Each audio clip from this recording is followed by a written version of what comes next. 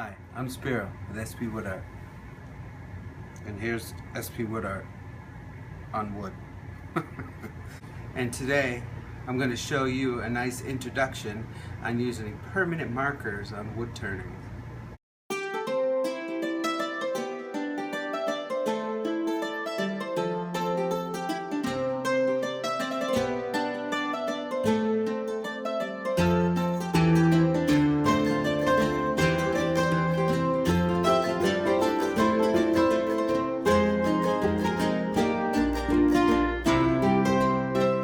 Here is a rough cut lumber cut into a square, and then I'm going to choose which side has the best grain here in order to make sure that that is going to be the top of my plate.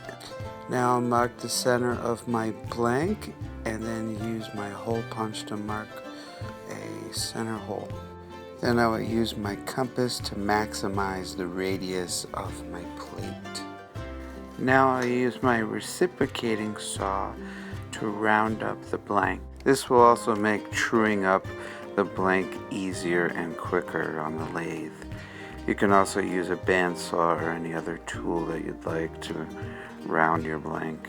Here I'm setting up my drill press table in preparation for drilling a hole in the center of my blank for my 4-jaw scroll chuck woodworm screw. And here's a clip of me mounting the blank to my woodworm screw. And here we start truing up the bowl. I'm using a 3/8 bowl gouge here. I've had this bowl gouge for a while. You can see how it's ground down to only a couple of inches left on the flute. Then I'll shape the bottom of the plate profile. I ended up going with an OG style shape to the bottom of the plate with a small pedestal. Here is where I make a major mistake. I used my compass that I usually have set for my jaws at a certain circumference, and I changed it for my other jaws, and I never put it back for these jaws. So the recess that I'm making right now is actually way too big for the jaws that I have. I don't actually realize this until I turn the bowl around and the jaws won't expand far enough.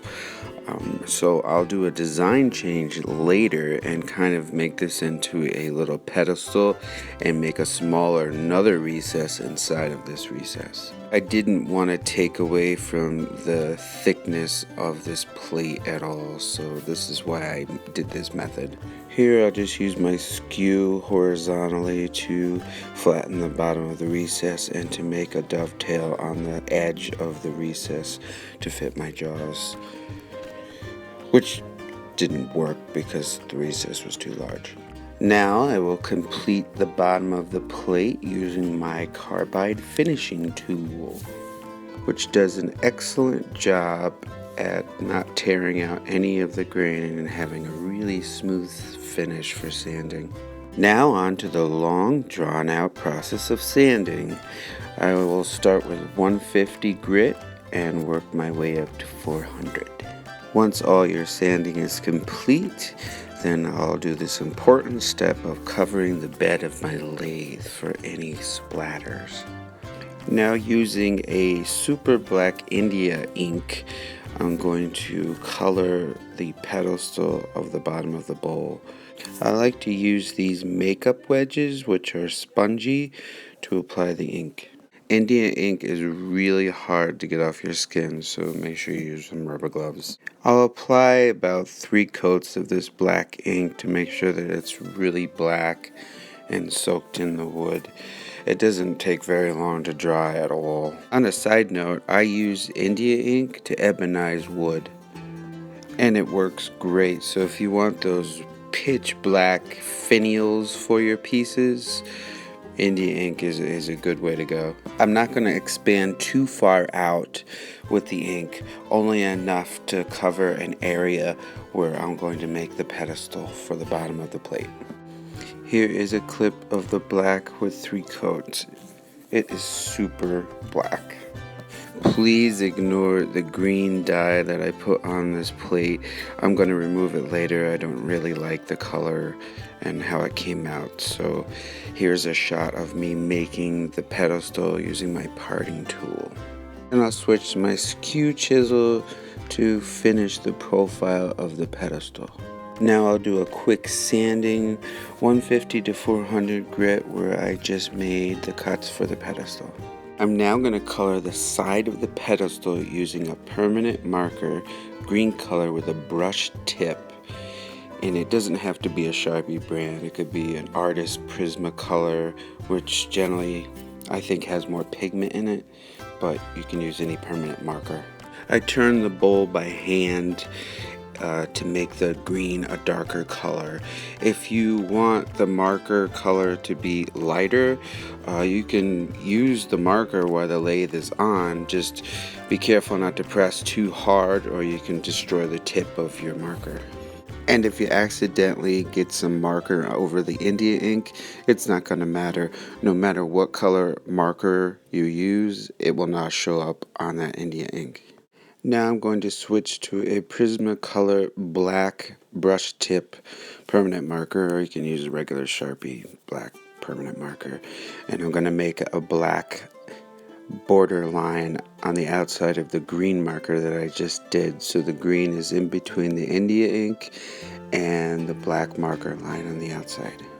A great tip for using markers is to cover up dye mistakes. If you have some dye that had bleeded over the edge of a bowl or a plate or something, and you don't want to cut it at all, then you can actually use a marker to cover it up and it'll look really nice.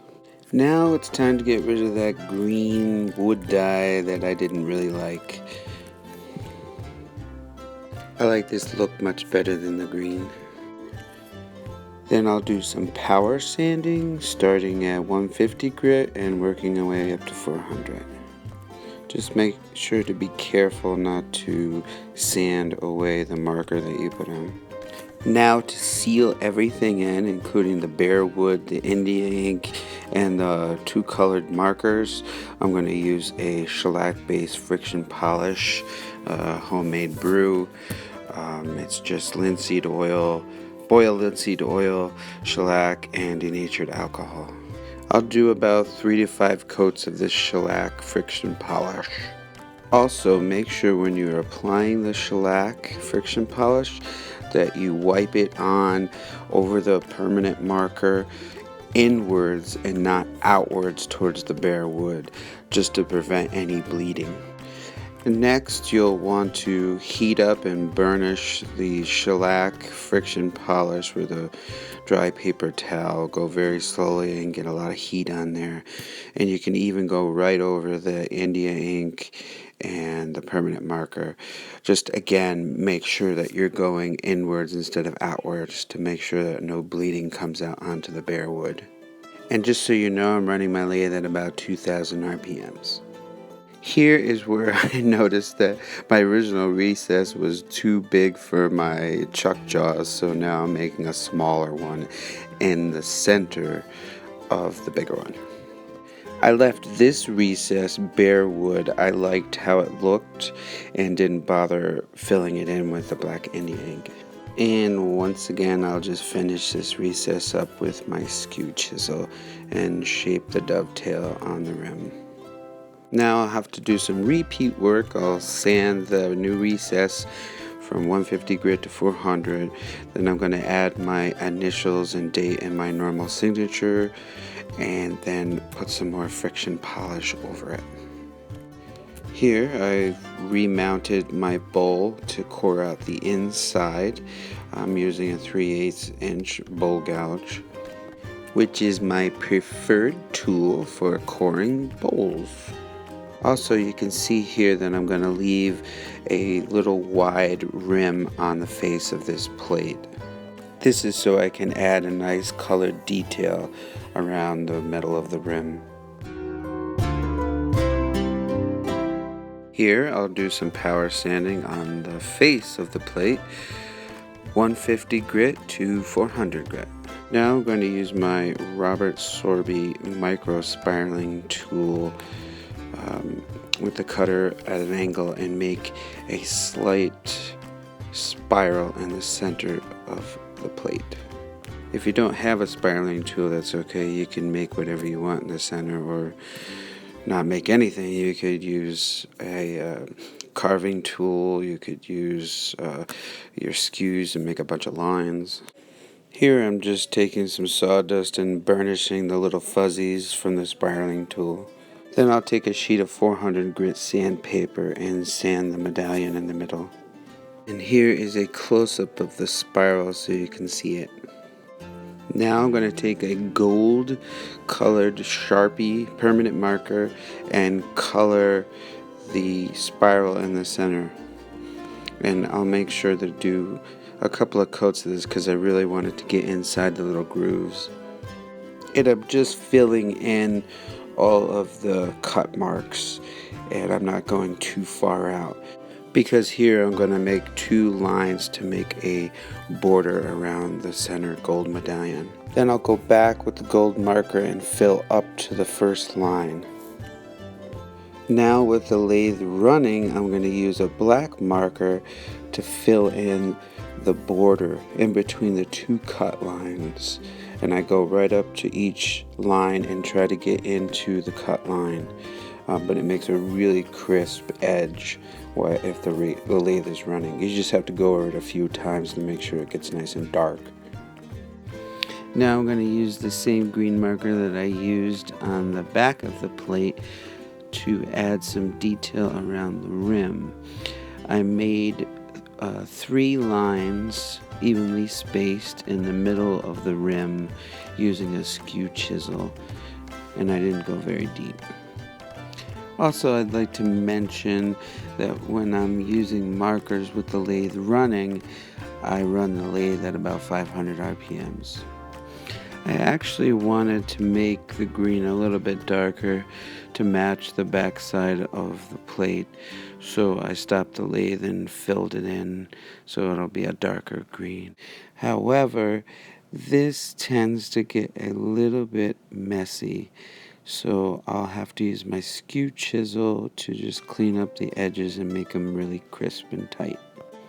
And now I'll be using my friction polish. I'll use it right over any of the marker, and again, make sure you wipe inward so you don't spread any ink out onto the bare wood. And for the rim, I would just set the paper towel right on it and let the lathe just spin and try not to wipe for the first couple of coats. Then after I apply the friction polish, I'll take a dry paper towel and heat dry the friction polish, or burnish it, as some would say. And I will usually run my lathe at about 2,000 RPMs.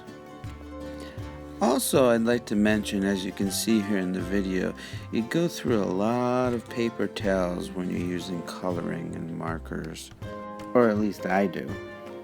And for the last step, I'll spray about 5 coats of glossy lacquer over the front and back of the plate.